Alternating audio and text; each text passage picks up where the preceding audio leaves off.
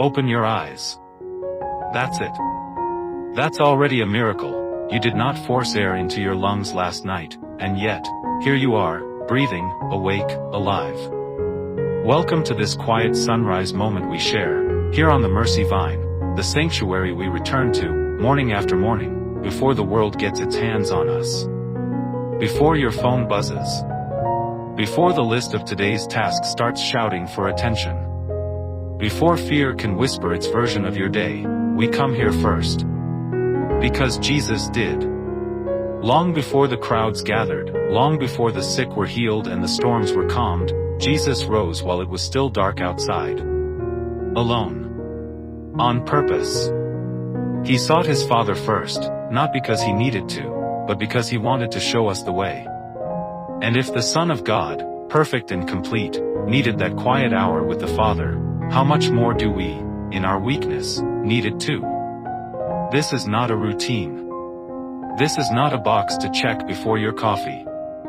This is survival. This is the recharging of a soul that cannot run on yesterday's strength. Here's the danger, though, and many of you have written to me about this very struggle. You tell yourself, I'll pray later. I'll get to it after the morning rush. But later rarely comes. The day fills up. The noise moves in. And somewhere between the emails and the errands, the whole day slips by empty of his presence and full of everything else. Seeking him first, not last, not if there's time, is what sets the order for everything that follows. It's what brings peace to your night before your day has even started. And here is a promise worth holding on to. Wherever 2 or 3 gather in his name, he is there. Right there. In the middle of it. So if you're praying alone this morning, you are not actually alone. Matthew 18:20 tells us that. Heaven moves when we gather in faith, even if that gathering is just you, your open heart, and this small sacred minute. Now breathe that in. Really breathe it. In. Because waking up today was never owed to you. It wasn't earned by anything you did last night. Your heart did not beat itself into another day. Your lungs did not fill themselves. While you slept, vulnerable, unaware, defenseless, God was still watching over you. Still holding the world together. Still whispering, one more day, one more chance, one more morning of grace. That's what this is. Grace. Not entitlement. So today, let your praise be real. Not performed. Not recited out of habit. A true cry from somewhere honest inside you. Because God's worth doesn't rise and fall with how good your circumstances look right now. He is worthy simply because of who he is, unchanging, faithful, holy, long before you count a single blessing.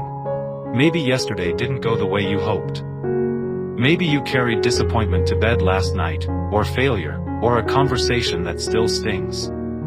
Here's the good news this morning offers you. It's a clean page. Lamentations reminds us that his mercies are new, every single morning, and his compassions never fail, never run dry, never get too tired to reach you again. You don't have to drag yesterday's guilt into today's sunrise. You get to walk into this day covered in grace instead. Say that with me, quietly, in your own heart right now. Today, I walk in grace, not guilt. Feel that shift? That's not just a nice thought. That's the beginning of what today is actually going to look like, and in a few minutes, I want to show you exactly what happens when you hand God the parts of today you're still gripping too tightly.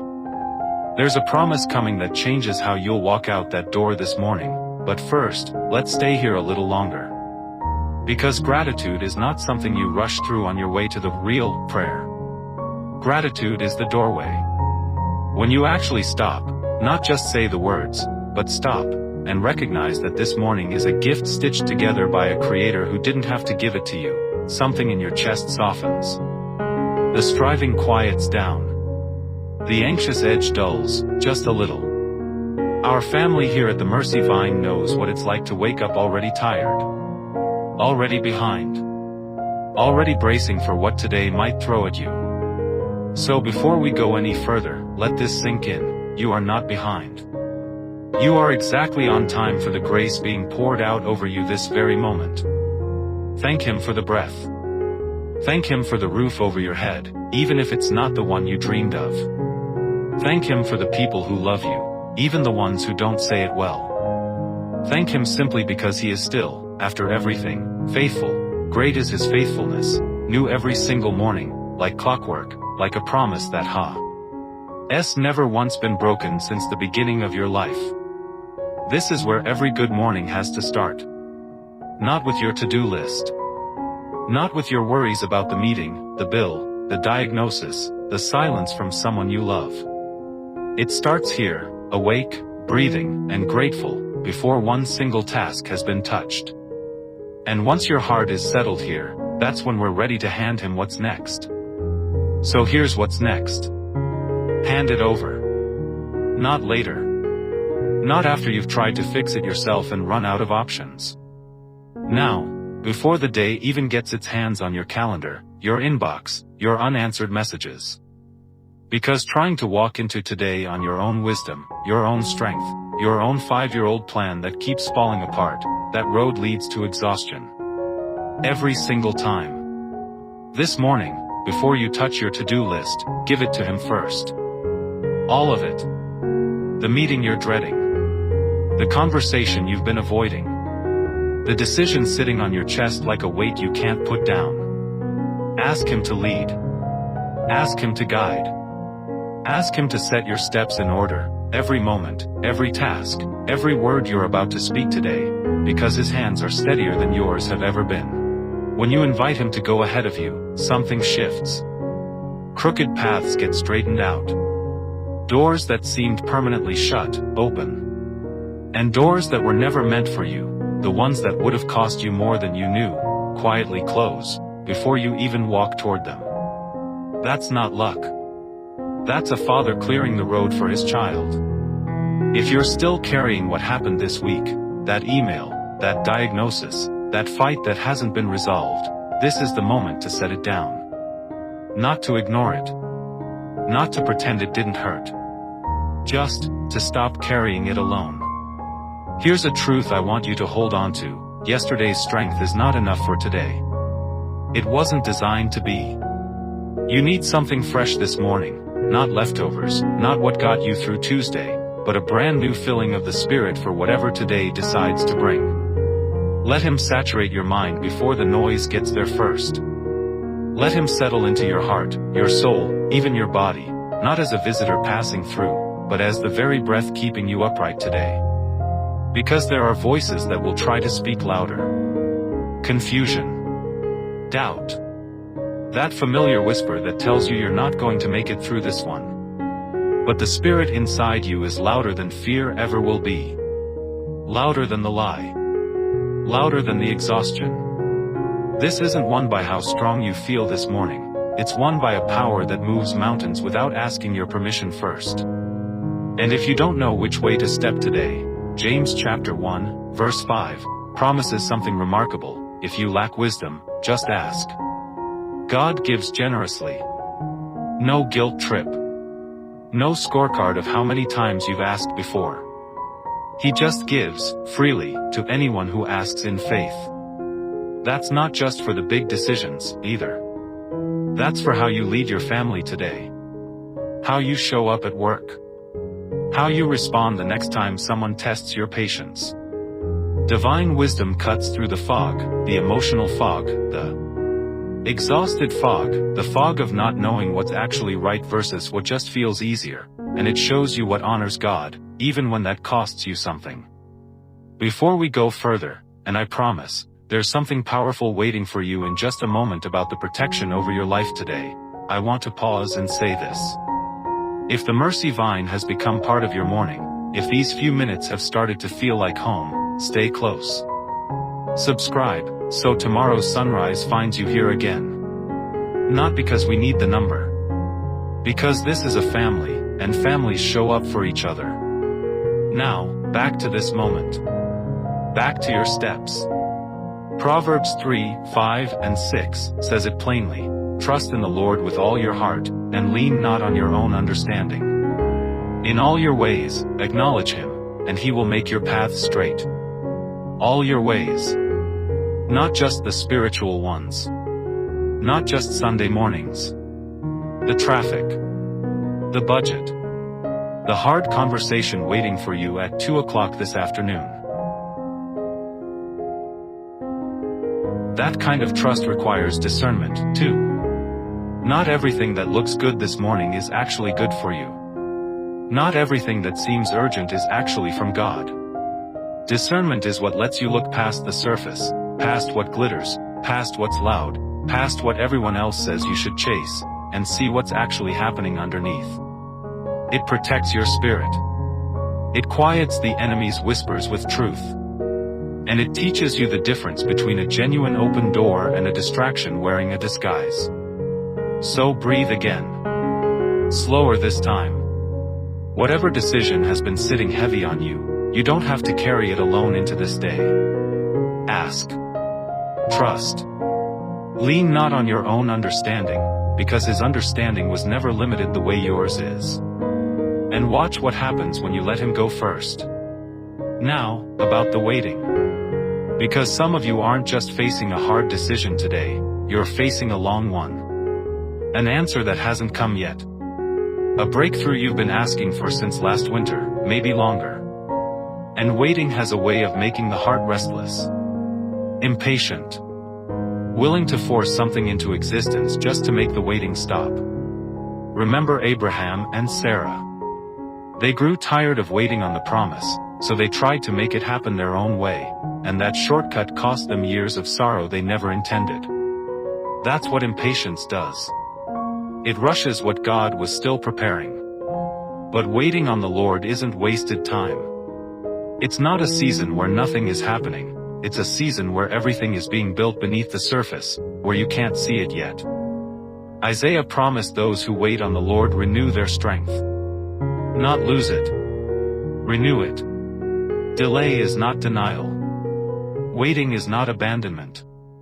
It's preparation for something bigger than what you would have settled for on your own timeline. So if today feels like another day of waiting, let it be a day of building instead. Trust that every step, even this one, even this ordinary Tuesday, is leading toward a purposeful appointment you can't see coming yet. This is where discernment matters again. Learning to tell the difference between what looks like an open door and what's actually a distraction dressed up to waste your time. Discernment protects you. It silences the enemy's whispers with truth, and it lets you walk past what doesn't matter so you can walk straight into what does. And here's where strength has to show up, because resistance is coming. Maybe it's already here. Obstacles, pushback, a wall you didn't expect. That kind of moment doesn't call for more physical effort. It calls for spiritual endurance. Emotional resilience. Faith that doesn't crumble just because the circumstances got loud. When the weight feels like too much, remember, His grace is enough. Not almost enough. Enough. His power is made perfect exactly in the place where you feel weakest, which means your weakness was never disqualifying. It was actually the doorway His strength walks through. So put it on. The armor. The sword of the Spirit. The shield of faith, raised up against whatever's coming for you today. Not because the battle is yours to win, it already was won, at the cross, before you ever needed it. You're not fighting for victory this morning. You're walking in one that's already yours. Choose faith over fear. Every single time you feel that choice in front of you today, choose faith. Fear will tell you the mountain can't move. Faith looks at that same mountain and says, Christ in me is more than enough. Perfect love casts out fear. It doesn't negotiate with it, it removes its power entirely. Jeremiah 29:11 holds a promise worth repeating to yourself all day long. God knows the plans He has for you. Plans to prosper you, not to harm you. Plans to give you hope and a future. Not a future you have to manufacture out of anxiety and hustle. A future He's already designed. True obedience sometimes costs something. It might cost comfort. It might cost what people think of you. But say yes anyway, because freedom and blessing live on the other side of that surrender, not on the side of playing it safe. And speaking of blessing, receive this day as exactly that. A fresh canvas of grace. Ask boldly today. Not timidly, not apologetically, boldly, through what Jesus already secured for you. Psalm 5:12 says the Lord blesses the righteous and surrounds them with favor like a shield. That's not favor you earned. That's favor that surrounds you simply because you belong to Him. Ask for a blessing over the work of your hands today, whatever that work is. The spreadsheet. The kitchen. The classroom. The job interview. The small business you've poured yourself into. Let your labor become worship instead of striving, marked by excellence and integrity that quietly points back to Him. Ask for peace over your home. Ask for unity where there's been tension, forgiveness where there's been distance, laughter where there's been too much silence. Let your home be a sanctuary today, not a battlefield. And for whatever you're worried about providing, trust Jehovah Jireh, the God who provides, not your bank balance, not your job security. He has never once been late. What looks like a closed door this morning might act to ally be Him guarding you from something you couldn't see behind it. Setbacks are becoming setups. Trust that. Keep walking. And now, protection. This is what I promised you a moment ago, and here it is. Over your household. Over the people sleeping down the hall, the ones who left for work before you did, the ones you haven't spoken to in a while but still carry in your heart. Cover them. Every one of them. Under the wings of a Father who does not sleep, does not blink, does not miss a single threat coming their way. Psalm 34:7 says the angel of the Lord encamps around those who fear Him, and delivers them. Encamps. Not visits occasionally. Not checks in when convenient. Encamps, sets up permanent position around you, guarding what the enemy would love to steal. So plead the blood of Jesus over your mind this morning. Over your heart. Over your body, your work, your home. That blood was shed once, on a hill outside Jerusalem, and it has never once lost its power. Wherever it's spoken over, the enemy has to flee. Fear loses its grip. Whatever you've been silently battling, anxiety that shows up at 2 a.m., an addiction you haven't told anyone about, a struggle that's been passed down through your family for generations, that blood is stronger than the chain. It doesn't just cover the struggle. It breaks it. And it hands you back an inheritance of righteousness where defeat used to live. Hear this clearly, sin does not get the final word over you today. Shame does not get to whisper your identity to you. Fear does not get a vote in how you walk through this day. You are not who you were on your worst morning. You are who He says you are, a conqueror, not because of anything you did, but because of what already happened at the cross on your behalf. But walking in that freedom means releasing some things, too. Forgiveness only moves in one direction if you let it stop with what was done to you, and that's not how grace works. You've been forgiven completely, transgressions carried as far as the east is from the west, farther than you could ever measure. So today, release whoever it is you've been holding something against. The bitterness. The resentment. The grudge you've rehearsed so many times it feels like truth now. Let it go, not because they deserved it, but because carrying it was never going to heal you anyway. Love the people in front of you today, even when it's hard. Especially when it's hard. Let your words carry kindness instead of the sharp edge that's easier to reach for, because somebody you talk to today is exhausted, and your voice might be the only gentle thing they hear all week. If there's a relationship that's been quietly falling apart, maybe this is the morning you take the first small step back toward it. Humility to admit where you were wrong. Courage to close the distance instead of letting it grow. And underneath all of this, let your relationship with Jesus go deeper than the surface. Not a faith you perform on Sundays and forget by Tuesday, but a genuine hunger for His Word, a real thirst for His Spirit, a longing to actually look like Him a little more by the time this day ends than you did this morning.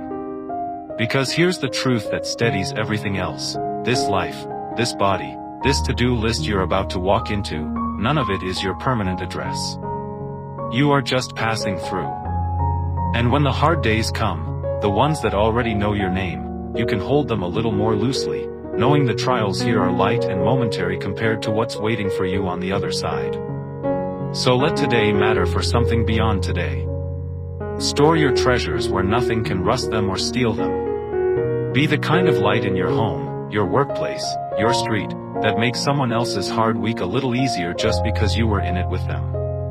Rise now, from this quiet moment, from this prayer, from this sunrise you didn't earn but were given anyway, clothed in strength, covered in grace, anchored in every promise we just spoke over your life. Walking, today, in complete and total victory. Not because today will be easy, but because you are not walking into it alone. Go now, in peace. Carry this with you. And no matter what today holds, you are held first. Amen.